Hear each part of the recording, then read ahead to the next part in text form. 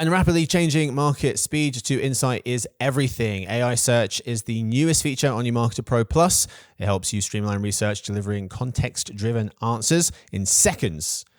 No more endless searching, just relevant insights to power your strategy. Stay ahead with AI search. Why wouldn't you? Exclusively on Pro Plus. Learn more on our website, emarketer.com. Hey gang, it's Friday, April 4th. Henry Gadjo and listeners, welcome to Behind the Numbers and eMarketer video podcast. I'm Marcus, and today we are discussing more using AI at work. This is part 2 of our 2-part episode. Part 1 was on Monday. If you want to go check that one out for today's conversation. I'm joined again by the same folks. We have with us our senior analyst covering AI and all things technology. He lives in New York. It's Gadjo Sevilla. Hey, happy to be back. Hey fella. We also have our SVP of Media Content and Strategy. He lives up in Maine. It's Henry Powderly. Hey Marcus. Hello sir. Today's fact, we start there. How long would it take you to run around the world? Any guesses? It sounds like a trick question. I know it should be, but someone actually did this. So Englishman Kevin Carr did it. Just amazing. It took him 20 months. That's a long time, Kevin. The greatest and that's at a decent pace as well. It would take most humans most of their life basically to run around the world. What a trip though. The greatest distance run in 24 hours, close to 200 miles, which is what, 9 marathons, by Lithuanian Alexander Sorokin in August of 2021. He did the run in Poland. Dean Karnazes holds the unofficial record for the longest run without sleep. 350 miles, which he ran over 3.5 days back in 2005. Without sleep? Can't be good for you. No. Dean. If someone close to me said, Marcus, I'm thinking about running for 3 days straight, I'd be like, don't. Okay? I don't care about the records. Stop it. Oh my goodness. Remarkable. 3 days. Wow. Yep. I'm exhausted already. It's barely midday. 3 days. You're trying to stay awake is tough. You kept running. Well played, Dean. Anyway, today's real topic. Using AI at work, part 2, how companies are using it and some tips on how best to use it in the workplace.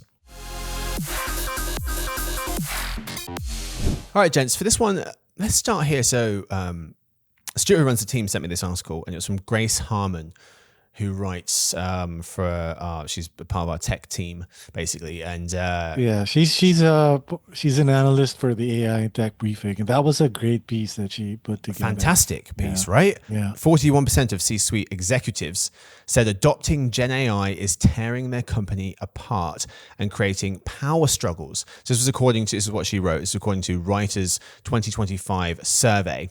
It found 31% of employees admit to sabotaging their company's Gen AI strategy, with even higher shares of younger Gen Z and millennial folks doing so.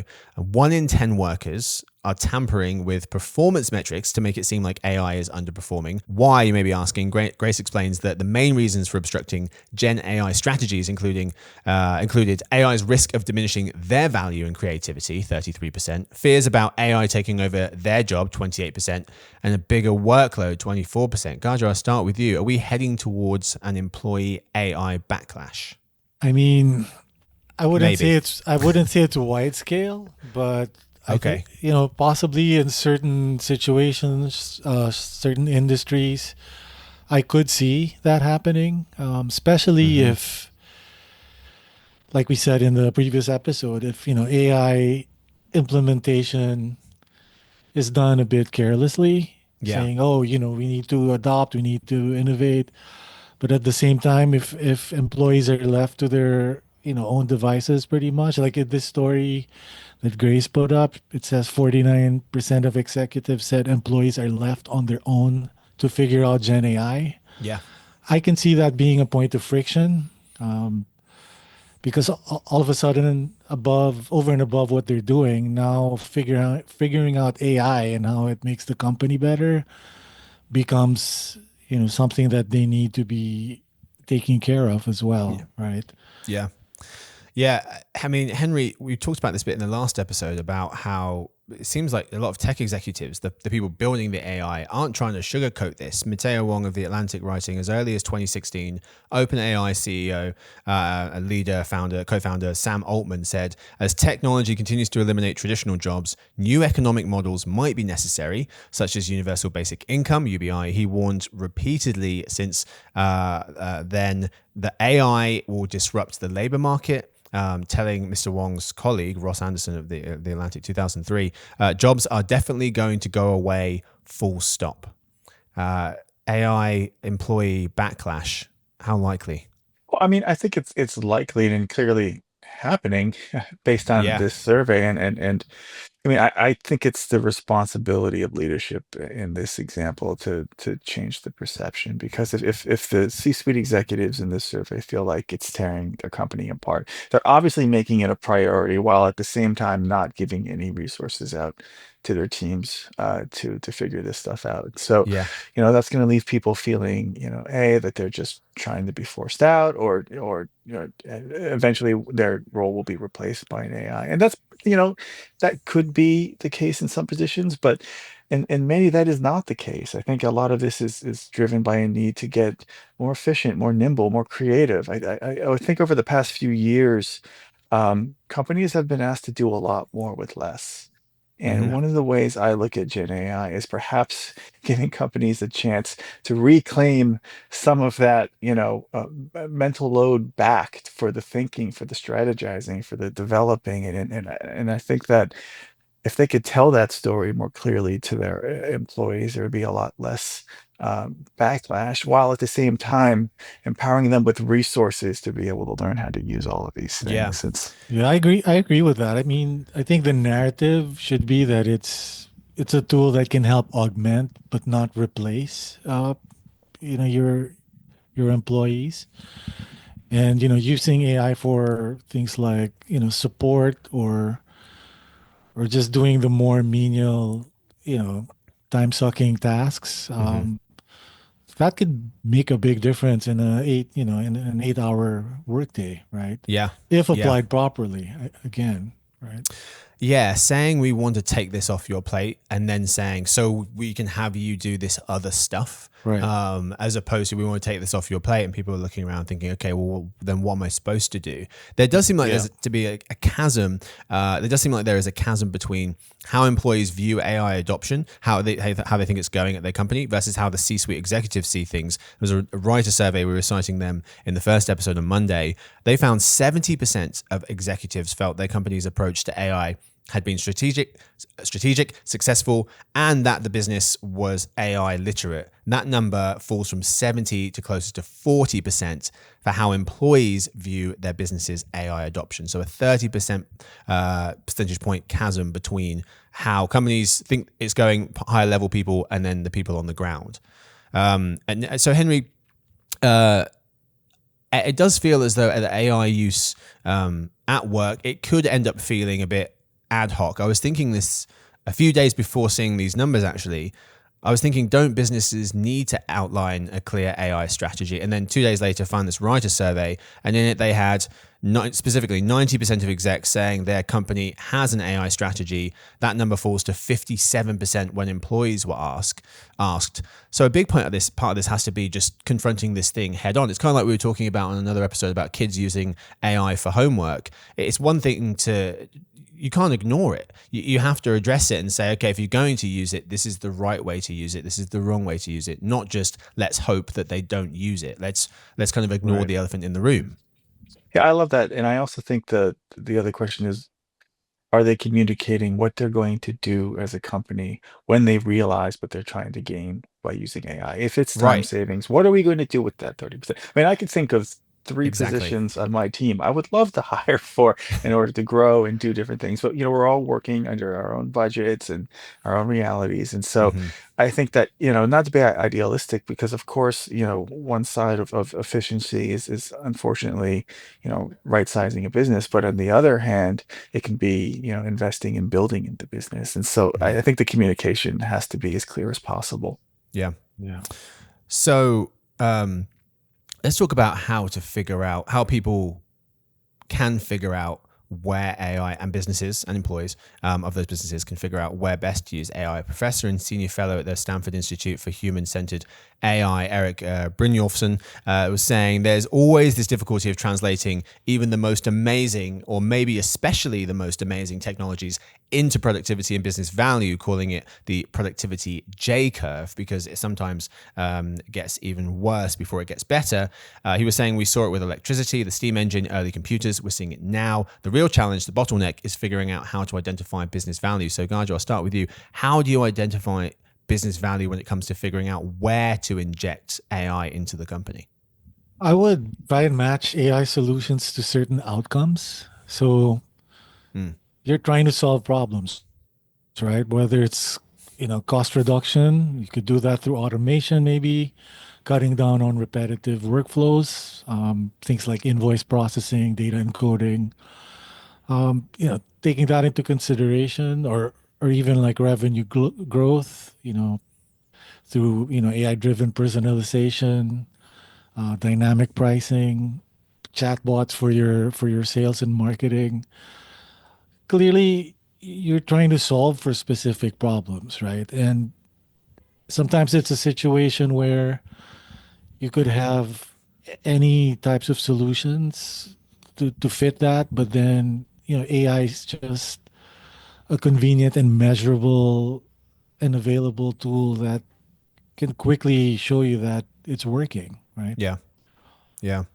Henry, how about for you? Where do folks start when they're looking at this? Do they just write down on the whiteboard a list of all the problems that they're having, and then figure out, okay, let's prioritize them, let's rank them, start with number one, and then go from there? How do we find the tool to fix the problem? I mean, I think that's one way, but when you're talking about business value, you're talking about money, right? And so I think that's what you need to look like. You look at it from two sides. What can you do that's making you money that Gen AI is going to help you accelerate, and what is costing you money that generative AI can help you reduce? That kind of expense. And with the product side, I think it's what more can you make? It's by personalizing all of your messaging, you get an X amount lift in conversion rate, and what does that translate into, the cost per acquisition? I think there's a lot of those equations that need to be worked out, but I think that's where you start, because the bottom line is the bottom line, where we're using these tools in order to run more efficient and more profitable businesses. One thing that is kind of a bit of a paradox, because on the one hand, people are being told, or maybe people are having a bit of cognitive dissonance, or people are being told, use AI, it's making things faster, more efficient, better, improving the quality, etc.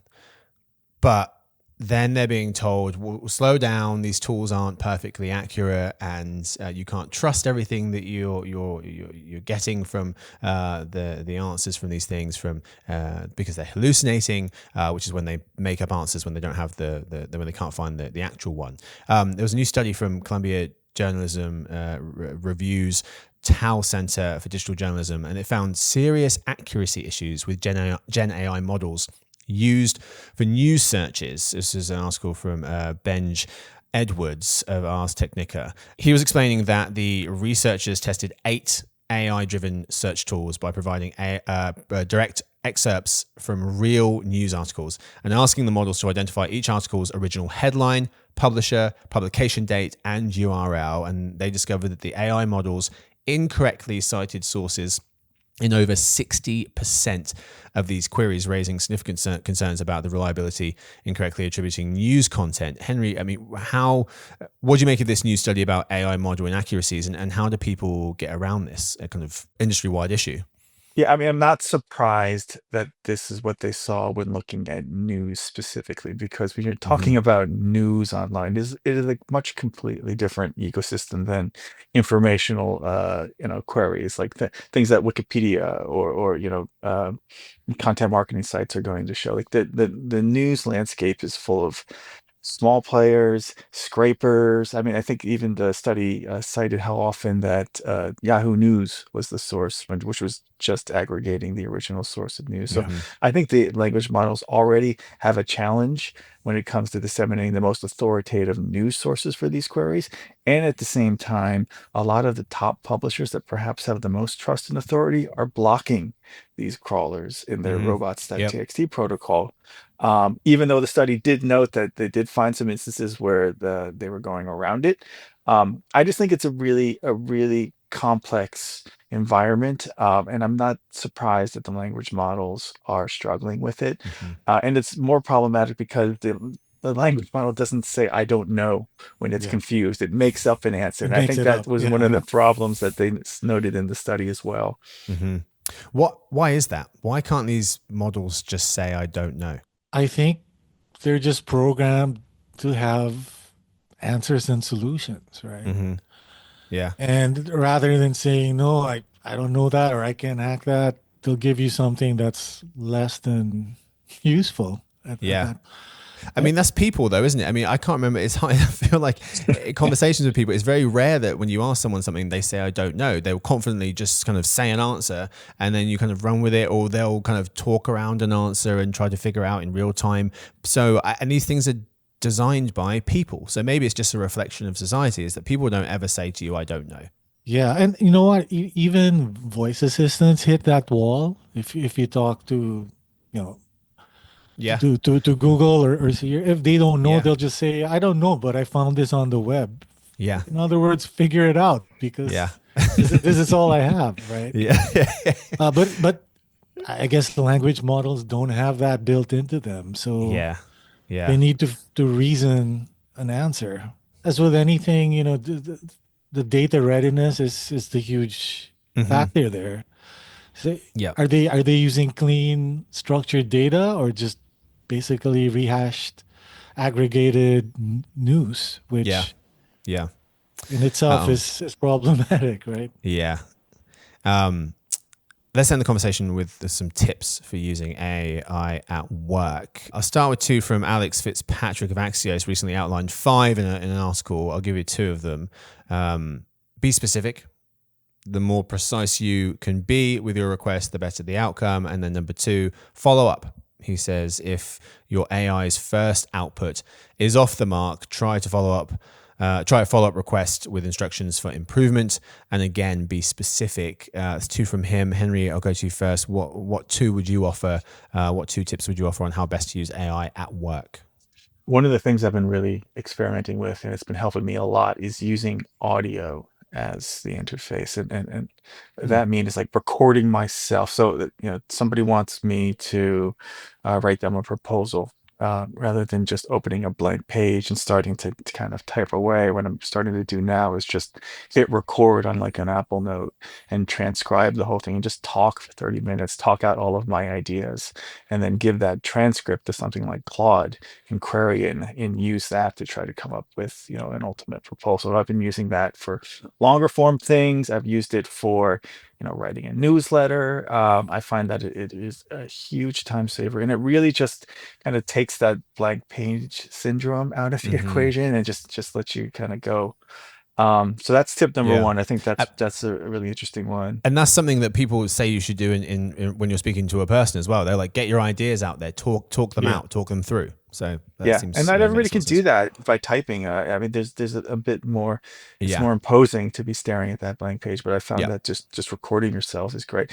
And I work from home, so it makes it a little bit easier for me to do that than if I were sitting in an office yeah. surrounded by a lot of people. Gajo, But don't even think about it. Yeah. and then my second tip is I've been using Claude styles a lot more. So if you use Claude, you can train it to write or respond in a way. You can give it past examples of your writing or past examples of reports or any kind of example that you want to emulate, and it does a really good job of helping you come up with a style standard, so that once you train it, it's much easier to get work that comes out of it that really kind of feels like you. Like the example I said with the audio recording. The first time I started feeding it into the AI and asked it for, give me a memo based on my transcript, it sounded very robotic and very not me. But by training it on some of the pieces that I'd written over time and really getting it to hone in on my voice, it does a lot better job now. So Okay. Claude styles have been a real helpful tip. Very good. Gadjo, what do you have for us? Yeah, so mine are more general, but I think can be applied to a lot of situations. So I think when piloting AI tools, you should start small. So just use it on one team, one department. That way Yeah. it's easier to measure whether what works, what doesn't, and then that can be replicated. And I know we've done this at eMarketer as well. We have pilot projects which give us good feedback, and most of the kinks are worked out when it's rolled out into larger groups. Also, I mean, find ways to measure success. I mean, AI can be so nebulous, but you really want to know how it's helping. What are the Yeah. benefits? So, I mean, you could use time saved perhaps for certain tasks. A big one would be error reduction. If you can manage to tailor AI so that it could help in those areas, then that's something you can bring back to your manager, your board, and say, look, this is working. Let's do more of it, right? Yeah. So those are mine. Very nice. The two I'll note quickly, again, from Mr. Fitzpatrick's article, but I think are really, really good. One of them is check its work. There is a disclaimer at the bottom of a lot of these models, especially the free ones, saying it's AI, it's a work in progress, but still they make stuff up. So spot check, make sure you fact check, all that stuff. And then secondly, I thought this was interesting. He says, be polite. And he was like, no, really, researchers have found that using words like please and thank you improves AI chatbots' performance. So yeah, another good tip there. That's what we have time for today's episode. Thank you so much to my two guests for hanging out with me at the start of the week, the end of the week. Thank you to Gadjo. Thanks again. Yes, sir. Thank you to Henry. Thank you. Absolutely. Thanks to the whole editing crew, Victoria, John, and Danny. Not Lance, because I asked him to help me with my new camera and he ghosted me for a week. Unbelievable. Thanks to Stuart, though, who runs the team. And Sophie, who does our social media. Thanks to Us, a True Story. Thanks to everyone for listening in to the Behind the Numbers show. That's not true. An eMarketer podcast, an eMarketer video podcast. We'll see you again on Monday, hopefully. Happiest of weekends.